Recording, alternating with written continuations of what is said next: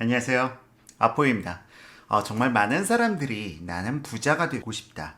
나는 돈을 많이 갖고 싶다. 라는 생각을 하십니다. 그리고 나는 부를 갖고 싶고 이에 따른 권력을 누리고 싶어 하죠. 하지만 정작 많은 사람들이 이 부의 본질을 잘 모르고 있다. 화폐, 돈이 무엇인지조차 모르고 어떻게 부자가 될 수 있는지에 대한 의문점은 전혀 관심을 가지고 있지 않다. 그저 돈을 많이 갖고 싶다라고 꿈을 꾸는 사람들이 많습니다. 하지만 이 화폐라는 것은 사실상 저는 화폐에 대한 신뢰성을 상당히 낮게 보고 있는 사람 중에 하나입니다. 그러다 보니까 아무래도 부동산 쪽에 더 관심을 가지고 있는지 모르겠는데요. 다만 여러분들께서 한번 생각해 보셔야 되는 것이 있어요. 이 화폐는 여러분들이 그만큼 가치가 있다고 믿기 때문에 그 가치의 성립이 이루어지는 것입니다. 이 돈은 종이 쪼가리에 불과해요.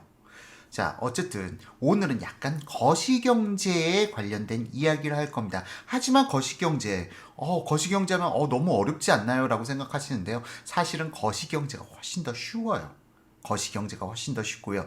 이거에 따라서 지금 현재 미국의 금리라든가 아니면 우리나라의 부동산 가격의 상관관계 이런 거 주장하시는 분들이 있는데요. 그냥 딱 입에 짚어 잠그시고 오늘 방송 끝까지 보시면 됩니다. 실질적으로 이 거시경제를 판단하는 것은 해외 금리만이 아니라 우리나라 내부적인 정책 요소가 훨씬 더 중요하게 작용되고요. 이 화폐 과연 어떻게 변해갈 것인지 그것은 여러분들이 아주 사소한 노력만으로도 예측이 가능하니까요. 자, 지금 거시경제를 이야기함에 앞서 지금 화폐의 가치에 대해서 말씀을 드렸는데 화폐는 그야말로 종이 쪼가리에 불과합니다. 과거에 제 오프라인 강의를 갖다가 들으신 분들은 그러니까 2019년 오프라인 강의를 들으신 분들은 기억하실 거예요. 화폐가 왜 종이 쪼가리에 불과한지. 그리고 이러한 부분이 사실은 2008년 리먼 사태 이후에 잠깐 거시경제에 대해서 사람들이 관심이 높아졌다가 최근에는 다시 거시경제에 대한 관심이 상당히 낮아졌습니다. 하지만 이 거시경제를 갖다가 모르고 내가 부자가 될 수 있다라고 생각하는 것은 정말 자신의 노력 대비 결과물을 극대화시키는데 매우 소극적인 방향이 아닐까라는 생각도 들어요. 여러분들께 오늘 간단한 거시경제에 대해서 설명을 드릴 거고요. 지금의 정부의 정책에 따라서 왜 화폐가 우리나라 원화의 가치에 대한 신뢰성이 저하되는 것인지 그 부분도 명쾌하게 짚어드리겠습니다. 그럼 본격적으로 오늘 방송 시작하도록 하겠습니다.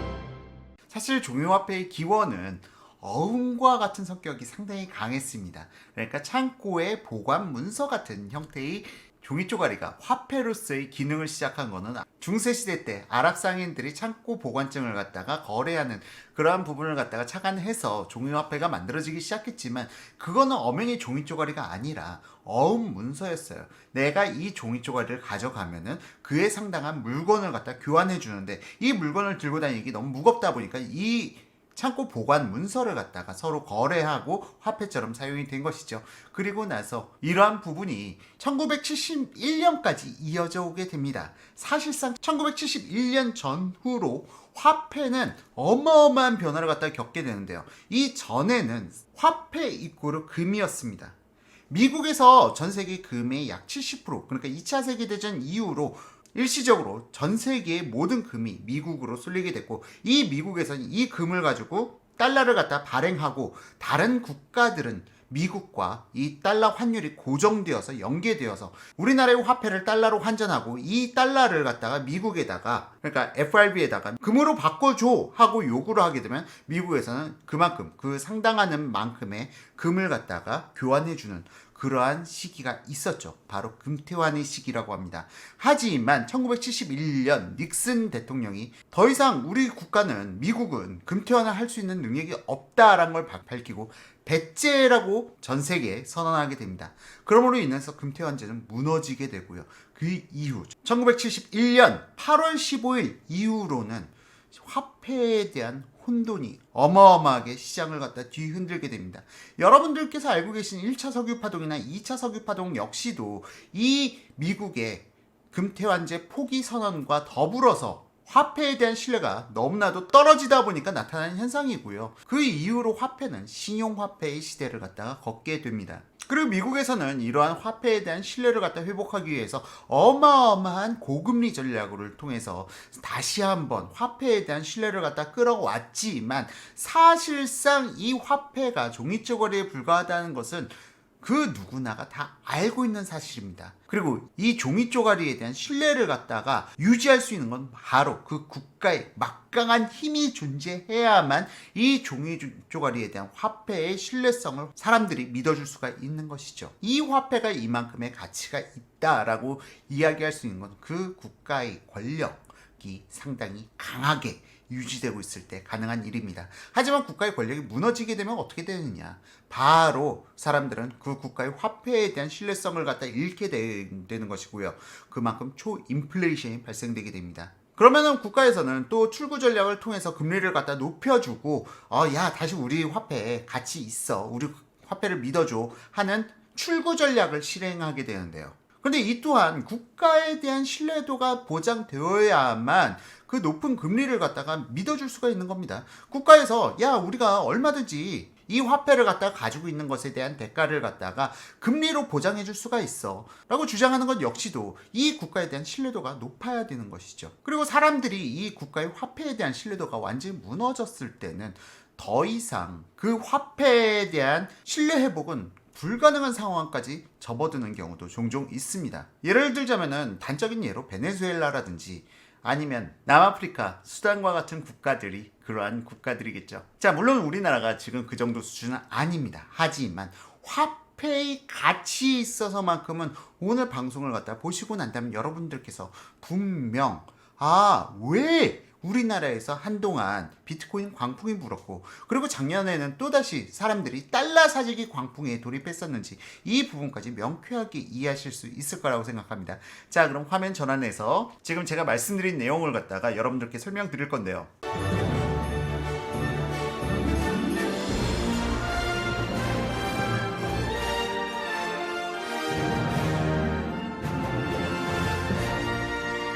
자, 보시면요. 지금 현재 지금 여러분들께서 보시는 차트가 우리나라 대한민국 본원통화 규모 추이입니다. 단위를 빼먹고 안 적었네요. 단위는 조원입니다. 단위는 조원. 조원, 상상도 안 가는 커다란 금액이죠.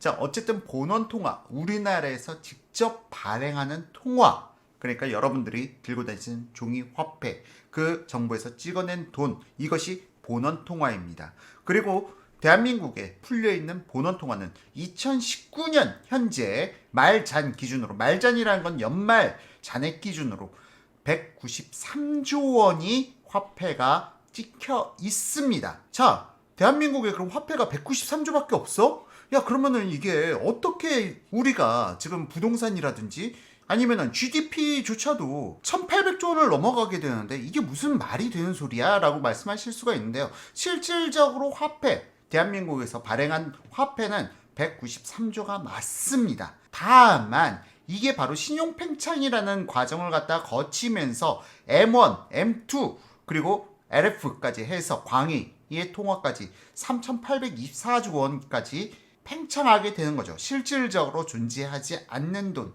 하지만 우리가 실생활에서 활용하고 있는 돈. 그래서 지금의 시대를 갖다 신용화폐의 시대라고 부르는 겁니다. 존재하지 않는 돈, 그것을 갖다가 우리는 마치 진짜 존재하는 돈이라고 믿고 이 국가의 신뢰, 그러니까 대한민국에 대한 신뢰도를 가지고 우리는 화폐를 갖다가 가지고 있는 것이죠.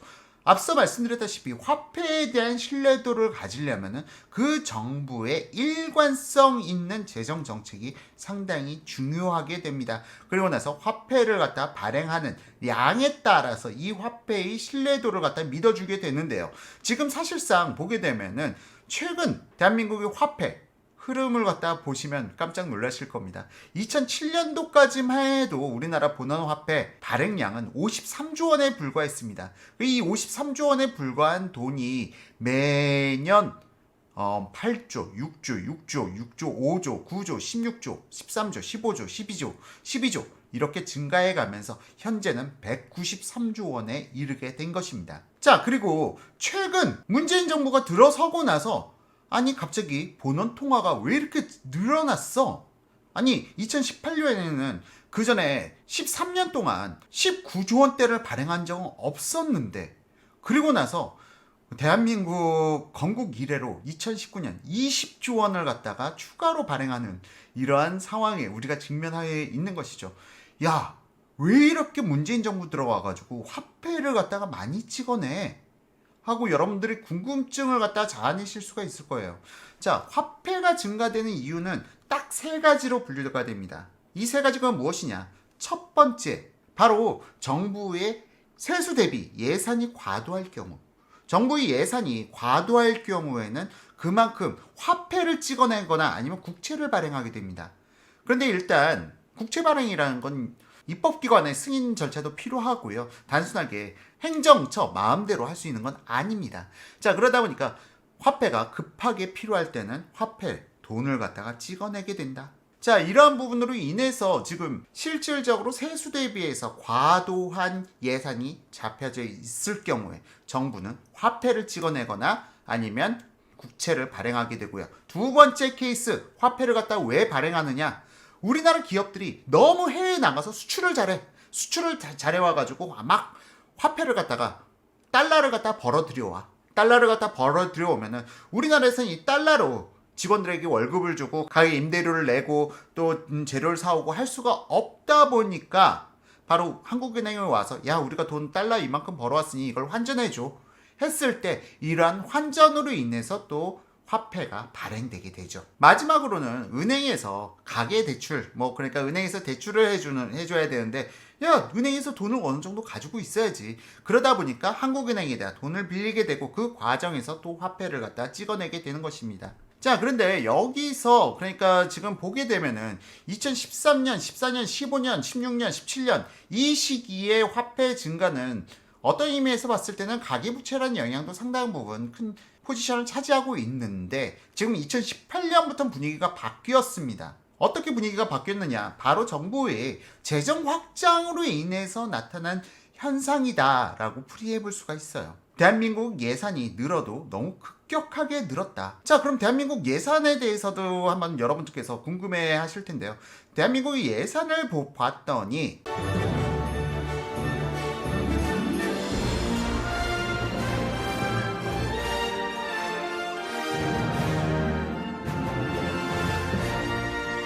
바로 여러분들께서 지금 이 보시는 차트가 중앙정부 총 지출 규모라고 적어놨는데요. 대한민국이 한 해 동안, 그러니까 중앙정부, 지방정부 빼고요, 중앙정부에서 지출한 비용이라고 보시면 되는 것이죠. 자, 지금 보시게 되면 2007년까지만 해도 대한민국의 한 해 예산은, 그러니까 예산 및 예산에 대한 집행은 237조, 추경까지 포함되어 있습니다만 이 부분이 지금 매년 15조에서 20조, 16조 늘어나더니 2018년 역대 최고로 증가했어요. 2018년 28조 원이 증가하면서 429조 원을 갖다가 집행하기 이르릅니다. 그리고 나서 2019년도에는 더 늘었어요. 41조가 증액이 되었습니다. 41조가 증액돼서 2019년 중앙정부의 총 지출 규모는 470조 원이었는데요. 문제는 2020년에는 이것보다도 더 늘어난, 그러니까 50조가 늘어난 520조가 2020년 예산으로 잡혀 있다는 겁니다. 자, 그러다 보니까 이에 따라서 지금 화폐가 위에서 보시다시피 화폐가 본원 통화가 19조 20조 원씩 늘어나게 되는 거고요. 2020년에는 이것보다 훨씬 더 늘어날 것이다. 그러니까 시중에 화폐가 너무 많이 풀려있는 상황에서 더 많이 풀어낼 것이다. 정부에서 돈을 더 많이 찍어낼 것이다. 라는 부분에 따라서 화폐의 가치가 하락할 수밖에 없다라고 국민들이 지금 대한민국의 화폐 가치를 갖다 신뢰를 못하고 있는 것이죠. 따라서 사람들이 과거에 비트코인 광풍이라든가 아니면 작년에 달러 사재기 이런 부분들이 나타났던 이유가 바로 대한민국 화폐 가치를 갖다가 신뢰를 하지 못하는 상황이 지금 전개되어 가고 있는 겁니다. 이에 따라서 사람들이 더욱더 화폐를 들고 있으면 불안하고 인플레이션 시대를 맞이할 수밖에 없다는 기본적인 상식을 가진 사람들은 이 화폐를 갖다 다 태워버리는 거죠. 뭘로? 고정자산, 실물자산으로 갈아타기를 갖다 하고 있는 것입니다. 자, 그렇다면은 지금 현재 우리는 지금 이 돈, 내가 정말 피땀 흘려서 번 돈을 갖다가 어딘가에다 묻혀두지 않으면은 이 돈의 가치는 계속 떨어질 수밖에 없다라는 공포감이 대중들을 갖다 더 불안하게 만드는 것인데요. 일각에서는 이런 주장을 하시는 분들도 있어요. 일각에서는 아니 미국은 그렇게 달러를 찍어내는데 인플레이션을 발생시키지 못하지 않느냐.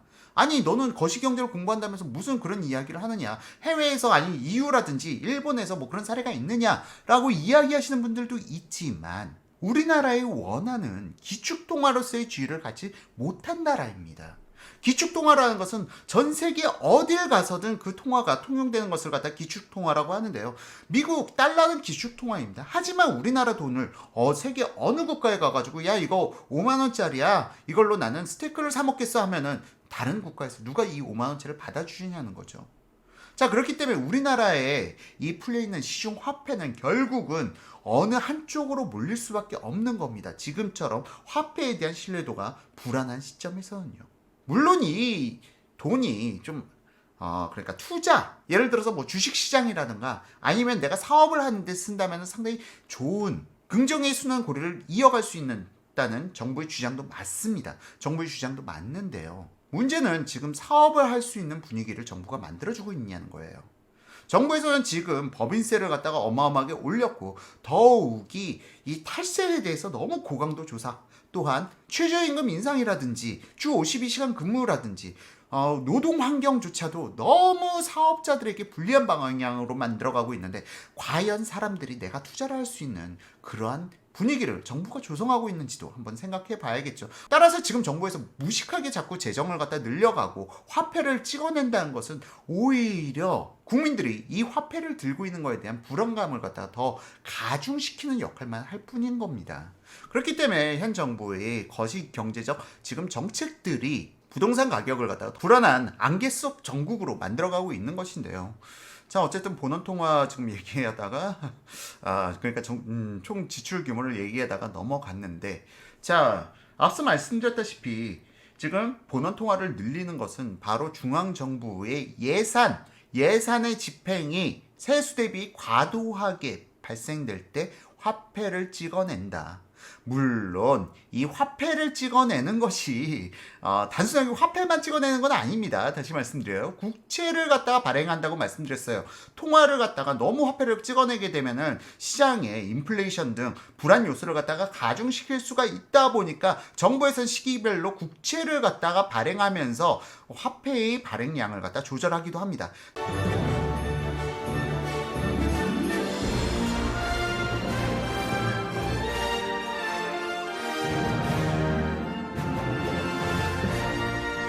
자, 그런데 국채의 발행을 봤더니 지금 위에는 우리나라 국채 발행 규모고요. 아래는 전년 대비 증가액을 표기한 거예요. 지금까지 보게 되면은 그 흐름이 2009년부터 좀 상당히 국채 발행량이 늘어났습니다. 이거는 세종시, 혁신도시, 기업도시 이들의 개발에 대한 보상 비용이 상당히 많이 투입되다 보니까 이 시기에는 일시적으로 많이 늘어났다가 쭉 감소 추세로 갔습니다.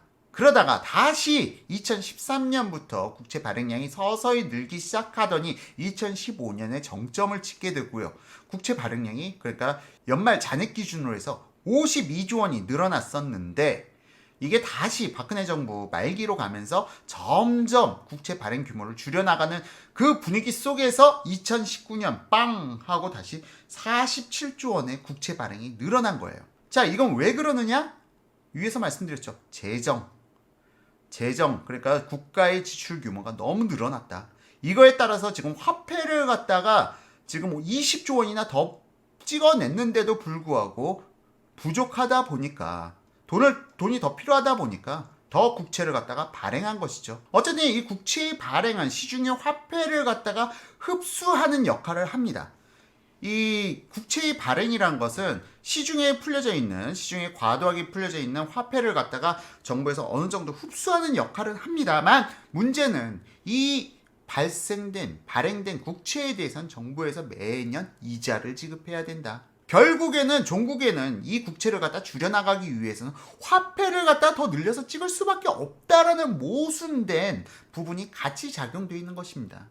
따라서 지금 우리나라의 화폐 증가량이 2018년부터 역대 존재하지 않았던 본원통화가 찍혀져 나오고 있다. 예를 들어서 20조 원이 늘어났다라고 하면은 이게 단순하게 화폐 20조가 늘어난 게 아니에요. 은행의 지급준비율 7%를 갖다가 그냥 가정상으로 은행의 지급준비율 7%를 갖다 가정하게 되면은 거의 300조에 가까운 돈이 시중에 더 풀려나가는 게 되는 그러한 효과를 갖다가 맞이할 수밖에 없는 겁니다. 이 시중에 너무나도 넘쳐나는 돈. 자, 그런데 나는 그만큼 돈이 늘지 않았어. 나는 수입이 그만큼 늘지 않았는데? 자, 그럼 정부에서 이렇게 늘어난 화폐는 결국에는 종국에는 누군가의 주머니에 들어가 있다. 자, 이 부분 소름 돋지 않나요? 그렇기 때문에 종국의 누군가의 주머니에 들어간 이 돈은 결국 또다시 부동산으로 재투자가 되고 이러한 모순적인 상황에 지금 직면해 있는 것이고요. 이러한 모순적인 상황이 나타나는 것은 정부에서 화폐를 이렇게 무식하게 찍어내는데도 불구하고 경제 성장률은 저하되고 있는 이러한 현실을 갖다가 감안한다면 더욱 코미디 같은 상황인 거죠. 화폐를 많이 찍어냈으면 경제가 더 성장해야 되는데 화폐는 더 많이 찍어내고 있는데 경제 성장률은 더 바닥을 향해 치닫고 있다. 지금 이 부분이 현 정부의 정말 무능한 경제적 정책을 대표적으로 보여주고 있는 것입니다. 그렇기 때문에 이 거시경제에 대한 지식이 있는 분들은 지금 경제 성장률이 이렇게 낮게 나타나는 거에 대해서 더 분개를 할 수밖에 없는 거예요. 아니, 돈은 그렇게 찍어내고 왜 경제는 더 내리막길을 가야 하느냐. 바로 이런 부분으로 인해서 스태그플레이션이라는 용어가 다시 우리나라에서 등장하게 되는 겁니다. 자, 어쨌든 다시 본론으로 돌아와서 지금 화폐의 이야기를 갖다 여러분들께서 듣고 계시는데요. 여러분들께서 지금 쉽게 이해 가시는지 궁금하기도 합니다. 좀 댓글을 남겨주세요. 댓글을 남겨주시면 좀 감사드리고요. 자, 어쨌든 국채 발행 규모까지 해서 여러분들께서 살펴보셨어요. 우리나라의 국채 발행 그리고 국가의 재정, 지출 규모, 예산 대비 지출 규모, 그리고 지금 신용 팽창에 따른 통화량 증가, 이 부분은 제가 여러분들께 설명드리는데 좀 시간이 많이 소요될 수 있을 것 같아가지고 나중에 다시 기회 되면 설명드리도록 하고요. 자, 본원 통화 규모 추이까지 여러분들께서 살펴보셨는데요.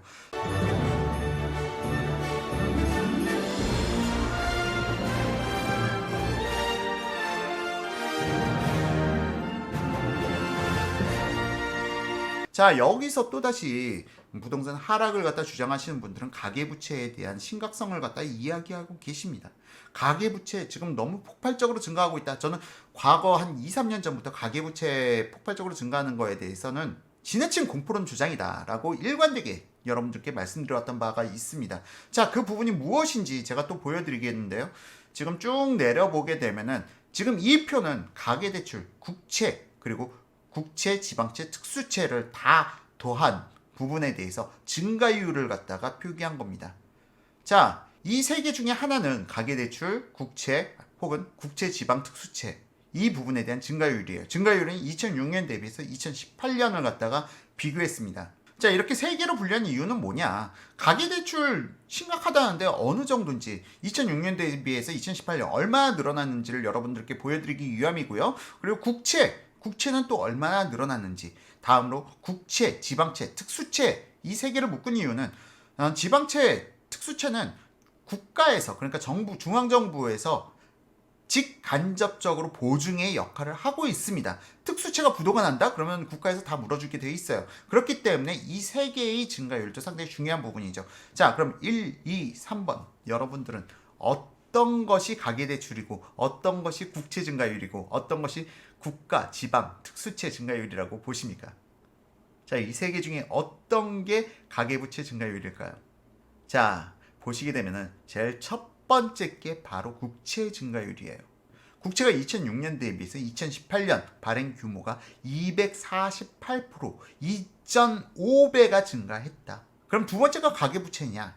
아니에요.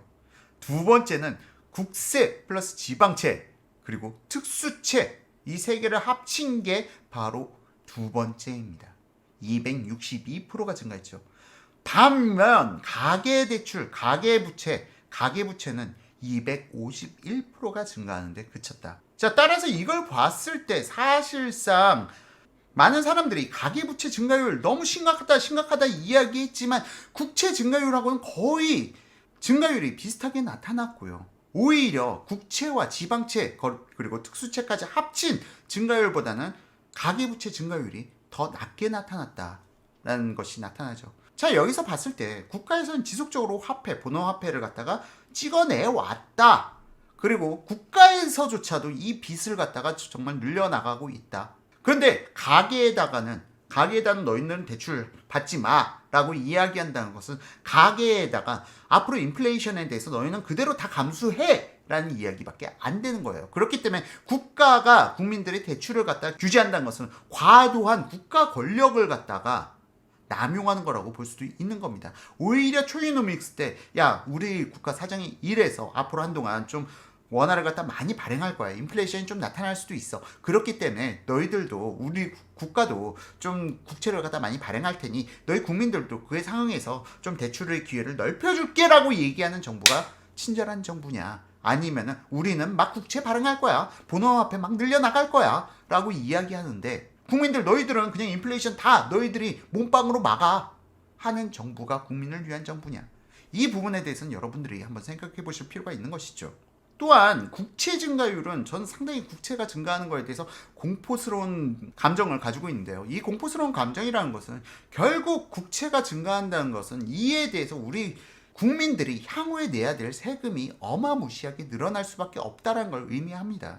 물론 정부의 예산도 마찬가지죠. 정부의 예산 지금 공무원들 늘려서 뽑는 거, 확대된 정부를 갖다가 지향하는 거, 이 정부가 커지면 커질수록 그 세금은 누군가 내야 되는데 이 세금을 갖다가 우리나라 소득세율 상위 5% 구간의 소득세율은 전 세계에서 우리나라 쫓아올 만한 국가 별로 없고요. 더욱이 증여세 같은 부분도 그렇습니다. 증여세 같은 부분도 상위 5% 구간에 있어서는 거의 사회주의 국가에 가까울 정도로 많은 증여세를 갖다가 띄어가는 것이 우리나라 대한민국입니다. 이러한 부분에 대해서 종합적으로 경제에 대한 이해가 없이 지금 현 정부 잘한다라고 이야기하는 것은 결국은 이 늘어난 조세는 서민들의 부담으로 다 돌아가게 되는데, 그러니까 물가 상승이라든지 이러한 부분을 통해서 서민들에게 전가될 수밖에 없는 부분인데 정부가 세금을 늘린다 그리고 확대된 재정정책을 시행한다라는 걸 갖다가 박수치고 좋아하는 국민들이야말로 정말 조삼모사 원숭이들이 아닌가라는 생각마저 들게 되는 것이 사실이죠. 경제라는 것은 정말 이렇게 거시경제라는 부분도 여러분들께서 관심을 가지고 살펴보시게 되면은 앞으로 대한민국의 화폐 가치가 어떻게 되겠구나, 앞으로 대한민국 미래에 어떤 일이 벌어지겠구나라는 걸 갖다가 예측해보고 가늠해보는데 정말 큰 힘이 되는 하나의 분석 수단이 될 것입니다.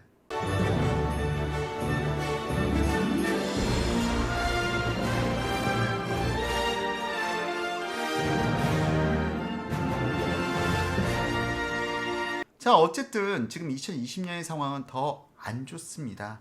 지금 정부 예산이 50조가 증가했어요. 작년에 470조 원 썼는데 올해 예산은 520조입니다. 그리고 또 이 예산이 집행이 2020년 상반기에 다 몰려있다. 그럼 2020년 하반기는 무슨 돈으로 쓸 것이냐? 무슨 일이 터지면 그때는 또 추경 예산을 발생시키겠죠. 그러면 이 추경 예산 발생시킨 만큼 또 화폐를 갖다 찍어낼 것입니다. 자, 그런데 정부에서는 투기꾼들을 갖다가 들먹이면서 국가의 권력을 갖다가 억지로 선과 악의 대결로 지금 몰아가고 있죠. 정부의 말을 믿는 사람들은 선, 정부의 말을 듣지 않는 사람은 악. 그런데 정부에서는 자꾸 화폐 가치를 갖다가 떨어뜨리고 있어요. 자꾸 여러분들이 재산을 갖다가 더 떨어뜨리고 있는 방향으로 가고 있습니다. 그러면서 정부의 예산 집행에 있어서 자기들이 부자로 만들어줄 수 있는 사람들을 찍어서 부자로 만들어주고 있죠. 자, 지금의 상황 속에서 그럼 우리가 지금까지 노력해서 일군 부를 갖다가 지키려면 어떻게 해야 합니까? 이 부분에 대해서 정부에서는 지금 하나의 커다란 숙제를 갖다가 가지고 있는 겁니다. 자, 그럼 우리가 너희들의 경제 정책, 앞으로 화폐의 가치를 갖다가 어떻게 신뢰하게 만들어줄 거니? 라는 부분에 대해서 정부가 명확하게 답변을 하지 못한다면, 그 신호를 갖다가 시장에다가 전해주지 못한다면 지금과 같은 자산 인플레이션의 시대는 더 장기화될 수밖에 없다라는 것이 제 지론인 것이죠. 자, 사실 거시경제에 관련돼 가지고는 제가 종종 과거에도 한 2, 3개월에 한 번꼴 뭐 그렇게 거시경제에 대해서는 방송을 했는데요. 오늘 가장 길게 방송한 것 같고요. 여러분들 어떠셨습니까? 지금 방송을 보시고 나서도 지금 현 정부의 경제 정책을 지지하십니까? 제가 왜 이렇게 부동산 방송하면서 현 정부의 경제 정책을 갖다 맹렬하게 비판하고 안타까워했는지 이번 방송을 통해서 여러분들이 조금이나마 이해해 주셨으면 하고요. 지금 여러분들께서 현 정부에게 물어봐야 할 것은, 자, 대한민국의 화폐 가치를 너희들은 어떻게 지켜갈 거니? 라는 부분에 대해서 정부에서 일종의 시그널을 주지 않는 한 우리나라 화폐에 대한 불신, 화폐 가치에 대한 불신은 더욱더 커질 수밖에 없는 상황이다 라는 부분을 갖다가 오늘 방송의 마지막 시사점으로 남겨놓으면서 오늘 영상 마치도록 하겠습니다. 이번 영상도 여러분들께 유익한 영상이 되었길 희망하면서 다음에 더욱 좋은 영상으로 찾아뵙도록 하겠습니다. 지금까지 시청해주신 분들께 감사드립니다.